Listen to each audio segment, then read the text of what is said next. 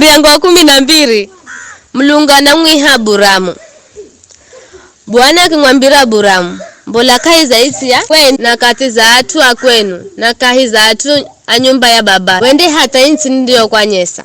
Ndakuhende ukalete ifa bomna ndakuhasa. Ndakuhende umanyikane na undakala baraka. Ndahasa oma kuhasao na yeyo sande kulani indamulani. Na watu osi duniani manda hasa kukirira kwako uwe. Baya Aburamu achenda herarisho lagizo ni Bwana. Na Lutu achenda hamwenga naye.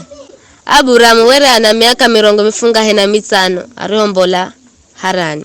Aburamu amuhala Sarai mchewe na Lutu mwana wa nduguye. Hamwenga na vitu jose marisho vipata. Na ahumiki mario wapata ko Harani. Makiu kama chinda Kanani.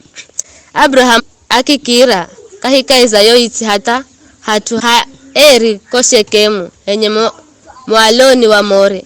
Wakati huo Kanani were manaishi kahi za itsi hiyo. Bwana akimwambolera Abrahamu akiamba, itsi ndapa atu alukololwa kwako. Baya Abrahamu akimjengera kijaja cha kungombozera sadaka ya Bwana. Ariye kalaza ngombolera. Gonya Abrahamu achambola achenda upande wa rima urio upande wa ngombolero wa zuwa na wa Betheli. Na achenda piga hema mtserero wa zuwa were ni Betheli. Na ngombolero wa zuwa were ni Ai. Akimjengera Bwana kijaja cha kuambozera sadaka akimwabudu Bwana. Gonya Abrahamu akaendelea kwenda upande wa Negebu. Mstari wa 10. Abrahamu anamkenga Farao zuluza Sarai. Vikara were kuna nzala kahi zayo itsi. Nzala hiyo were ni bombi. Kwa visho Abrahamu akitaramuka Misiri. Akakale kuko kwa muda. Ariho kala na kufika Misiri. Wamwambira muche Sarai. Ninamanya kukala uwe umuche mudzo. Amisiri mandeho kona mandamba. Yuni muchewe na manalage. Ela uwe makuriche.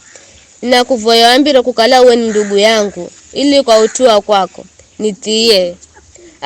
Aburamu ariho fika Misiri. Amisiri makimono kukalaye mwanamuche ni mudzo shomu. Maofisa na Farao mariho mona. Makimulika kwa Farao. Baye mwanamuche akihalo akihirikwa nyumbani kwa Farao.